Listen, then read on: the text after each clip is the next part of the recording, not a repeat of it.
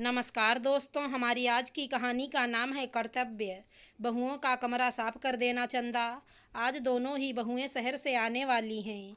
गायत्री जी अपनी मेड चंदा को बोली, वाह, दोनों भाभी शहर से आज ही आएंगी।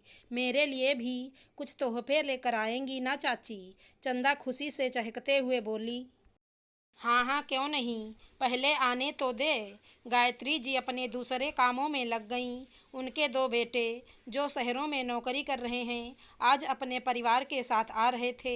थोड़ी देर में घर आंगन बच्चों और बहुओं के आने से चहक उठा था। गायत्री जी भाग भाग कर सब देख रेख कर रही थी। तभी बड़ी बहू विभा बोली, क्या मम्मी जी, आपने तो हमारा रूम भी ठीक से नहीं साफ करवाया।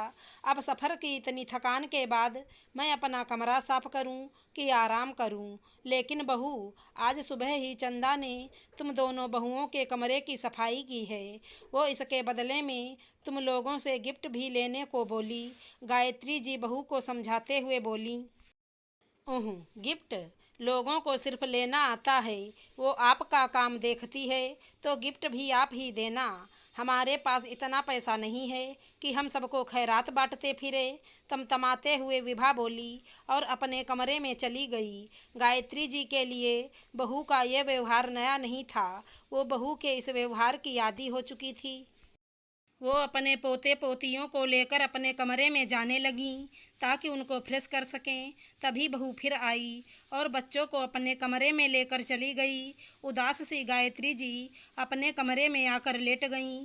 दिनेश जी उन्हें लेटा हुआ देखकर बोले, आज तो बच्चों को देखकर तुम काफ़ी खुश होगी। तबीयत ठीक नहीं है क्या जो यहाँ लेटी हो? नहीं, बस यूं ही थोड़ी हरारत सी हो रही थी। दिल का गुबार छुपाते हुए गायत्री जी बोलीं और कमरे से बाहर आकर किचन की तरफ जाने लगीं। तभी छोटी बहू प्राची के बड़बड़ाने की आवाज़ आई। जब पता था कि आज हम लोग आने वाले थे, तब भी पहले से सामान नहीं मंगवा के रखी हैं और ना ही लंच भी ढंग से बनाई हैं। अब इस समय हम क्या बनाएं? यहीं खाना और खिलाना पड़ेगा सबको। छोटी बहू की बातें सुनकर गायत्री जी बोली, बहू, मुझे जो समझ आया बना दी। अगर तुम्हें ना पसंद हो तो यहाँ चिप्स रखे हैं, तुम बना लो खुद के लिए। वो तो मैं बनाऊंगी ही, लेकिन आपने तो कुछ भी तैयारियां ना की थी और किचन भी कितना गंदा है। मैं तो अब यहाँ साफ सफाई के बाद ही कोई काम कर पाऊंगी। गुस्से में प्राची बोली। गायत्री जी को भी गुस्सा तो काफ़ी आया, पर अभी कुछ बोलना सही ना समझते हुए थोड़ी उदास सी आकर बरामदे में बैठ गईं। बच्चे भी तैयार होकर वहां खेलने लगे। बच्चों की शैतानियों और तोतली बातों को दिनेश जी और गायत्री जी काफ़ी खुश होकर सुनने लगे। तभी दोनों बहुओं की घर के अंदर से खिटपिट सुनाई देने लगी। अब तो गायत्री जी की भी हिम्मत जवाब दे गई थी, सो वो वहीं पर पढ़ रहे बेटे को बोली, बेटा एक बार देखो तो दोनों बहुएं आपस में क्यों उलझी पड़ी हैं। बेटा अंदर से थोड़ी देर में आकर गुस्से से बोला, क्या माँ पापा, जब आप लोगों को पता था कि हम आने वाले हैं तो दूध और घर की बाकी चीज़ें क्यों न मंगवा के रखें?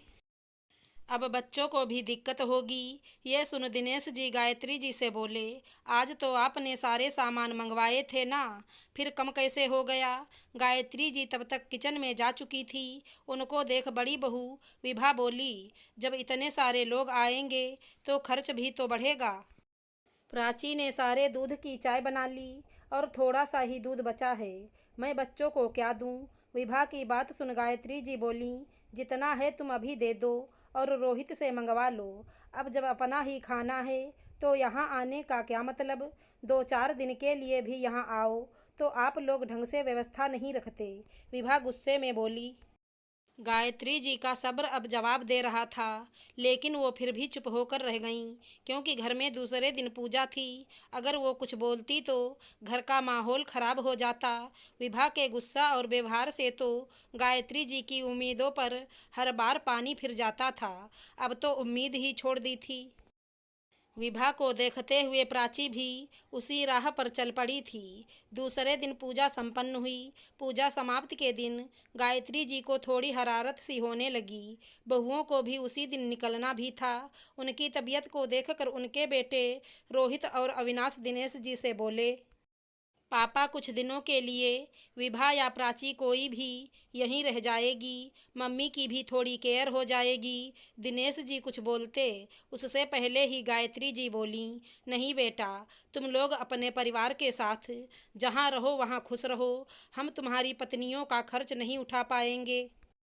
तुम्हारी पत्नियां अगर इस घर को अपना घर समझती तो शायद मुझे कोई दिक्कत नहीं होती, पर वो इसे सास का घर समझ रही हैं। उन्हें अपनी इस घर के प्रति जिम्मेदारियों का भले ही ज्ञान नहीं है, लेकिन मेरे कर्तव्य का ज्ञान मुझे देने से पीछे नहीं रहती। बच्चों के आने से घर में खुशियों का आगमन होता है, लेकिन ये तो सिर्फ झगड़े ही करना जानती हैं। होती होंगी बहुएं घर की लक्ष्मी, लेकिन मुझे मेरी बहुएं बोझ सी लगती हैं। शायद मैं कभी इनकी नज़रों में कभी परफेक्ट सास ना बन पाऊंगी, और शायद अब तुम लोगों के परफेक्ट माता पिता भी हम नहीं बन सकते। माँ की बातें सुन दोनों बेटे बहुएं लज्जित से वापसी की तैयारी करने लगे। गायत्री जी भी अपने कमरे में आकर लेट गईं। आशा करती हूँ हमारी कहानी अच्छी लगी होगी। धन्यवाद दोस्तों।